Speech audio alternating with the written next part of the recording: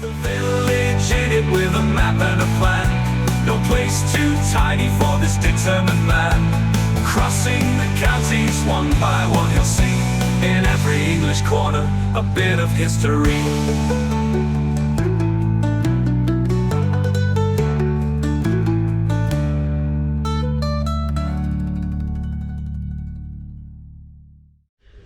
Welcome back to Harrogate again, folks. Again, it's been a while since I've been here, but we're tackling another 5 out here this week. They're all small ones, with the exception of the one you'll see on Thursday. That one's a little bit bigger. Everything else is, shall we say, a tiddler. Speaking of tiddlers, that's something you can catch in a fishery, which is just to my right hand side, I would imagine. We're going to be checking that out in this episode, but this one's going to be dominated by education mainly. There's a huge school in this one. This is Thorpe Underwoods.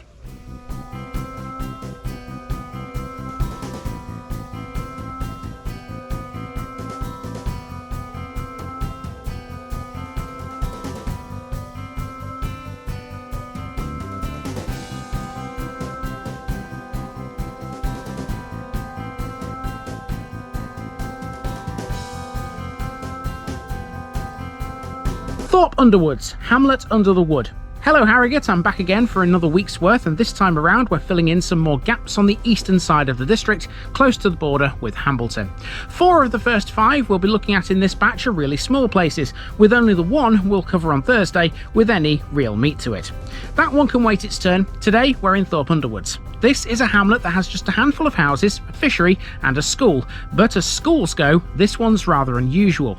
In the early 1900s, a school was founded in Harrogate itself, and it stayed there until 1991. It underwent a big transformation in that year, changing not only its name, but also its location.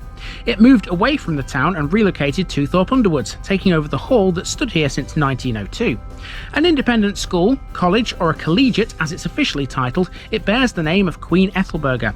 Attracting well over 1,500 pupils from a 30-mile wide catchment area, Queen Ethelburga's Collegiate usually finds itself ranked among the best independent schools in Yorkshire and quite often the country as a whole. The hall it occupies is a replacement for an older one that burned down in 1895. That older structure was known as Thorpe Green Hall, and it was well known to members of the Bronte family, the famous literary lot from Haworth near Bradford. Both Anne Bronte and her brother Branwell had ties to the place, and in this video we'll learn how. We'll also be looking at a fishery here too, one whose owner is allegedly proficient with a musical instrument. Intriguing. Let's go. Here we have Thorpe Underwoods as it looked in 1990. Straight away you'll note how open the landscape is. It's not changed a lot since those days. The land was very flat and arable, and still very much is now. The main nucleus of settlement hasn't changed either. It can be defined as this area here around Thorpe Underwoods Hall. The hall here is shown like any other country house of the period, surrounded by its grounds and a modest parkland. Today, the hall houses a school, or a college if you will, and its grounds have been extensively built on. To the west you can see some clumps of trees. Whilst the area is still very leafy in places, it's also watery. Let's have a closer look. Zoomed in now, take note of the wood in the circle. Literally just a wood here, that's where Thorpe Underwood Fisheries is today, which utilises some artificial lakes. You can also see Thorpe Underwood Hall and its parkland and grounds. That building is still here, except now it has a lot more built around it. Our walk, which will only be a short one, will take us literally between these two areas. They've defined Thorpe Underwood for several years. So there really isn't much to Thorpe Underwood, not in terms of an actual village anyway. The main landmark here is the college, but some folks also come here for this too. This is Thorpe Underwood Fisheries, which has some rather indifferent reviews online. A couple of them mention the owner and his proficiency with a set of bagpipes. Now, forgive me if I'm wrong, but I thought fishing was supposed to be a quiet pastime. I'd love to know from the anglers out there any experiences you've had of this place. There are a couple of houses near the fishery, but you can count on one hand the number of properties Thorpe Underwood has in total. There are a few more along the lane to the north of the college, but they're nothing greatly special. Education is certainly the dominant feature here.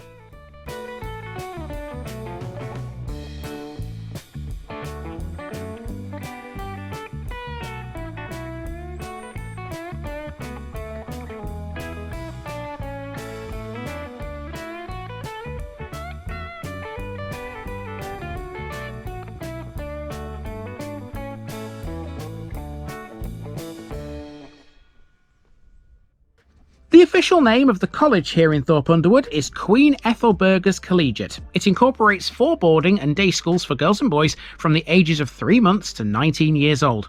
It's a member of the Independent Schools Association and takes its name from Queen Ethelbert of Kent.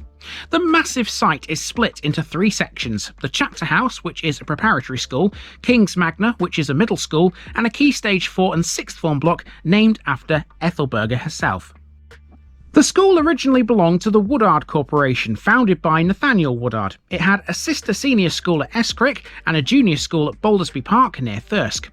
It was opened in 1912 and was initially based in Harrogate. It remained with the Woodard Corporation until 1991. At that point, it became independent, and it was renamed Queen Ethelburga's College. It then moved to a new premises here in Thorpe Underwoods. By 2015, this new site was educating some 1,590 pupils. Since its inception here, more than £80 million has been spent on various upgrades and improvements. These have included a huge sports village, boarding houses and new classrooms, as well as a pastoral care centre for those with mental health and behavioural issues. Queen Ethelburga's Collegiate was ranked 10th by the Daily Telegraph for A-level results in their 2015 Independent School League tables. In 2018, this was the only independent school in Yorkshire to rank within the top 50 nationally. A year later, it was considered to be the second best in the whole country, results-wise.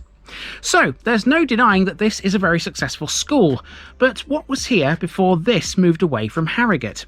Well, as we saw on the map earlier, the landscape back then was very different. It was mainly trees and parkland belonging to a hall. There is still a hall here, and it houses part of the school, but it's not the original. The current Thorpe Underwood Hall was built in 1902 to replace the former Thorpe Green Hall.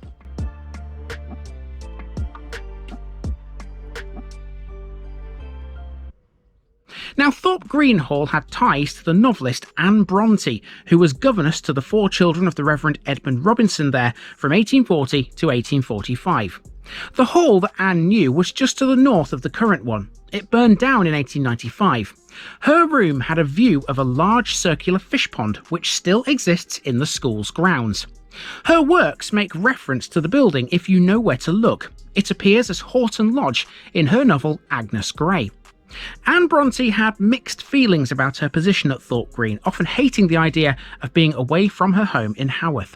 Indeed, in Agnes Grey, there's a line that was written expressing her own personal feelings towards the place. It reads, "The surrounding countryside itself was pleasant as far as fertile fields, flourishing trees, quiet green lanes, and smiling hedges with wild flowers scattered along their banks could make it, but it was depressingly flat to one born and nurtured among the rugged hills." Anne Bronte would have made her way to and from Thorpe Green via the railway station at Cattle for her rare visits back to her home at the parsonage in Haworth. It would have been common to see her making that trip with Flossie, a spaniel gifted to her by 3 of the Robinson girls. In 1843, Anne's brother Branwell came to Thorpe Green, engaged as a tutor to Edmund Robinson's son. Branwell was ill when he was here, although he was still able to instigate an illicit relationship with Lydia Robinson, 13 years his senior. He was found out and dismissed before turning to alcoholism and drug use, which resulted in his early death 3 years later. And that's really it for Thorpe Underwoods. Not a lot to it really, and it has nothing you could term an actual village. That said, it still has a story to it. The same can be said for the next one. Tiny, well out of the way, and not really well known. Join me tomorrow when we'll meet another hall standing alone in the Yorkshire countryside.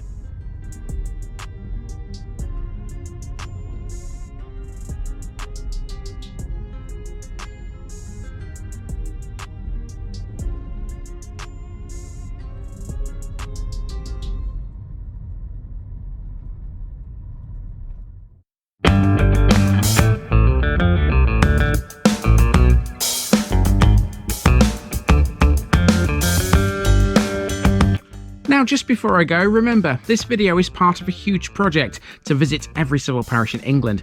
That's more than 10,000. These routes are pre-planned, and due to time constraints, I can't cover every detail or walk down every street. Please don't complain if this video missed something out. I pronounce names how I choose to. I am very aware that local dialect may vary, and I don't take kindly to criticism about this. You've been warned. It's impossible to know everything too. If this video was terrible, make your own.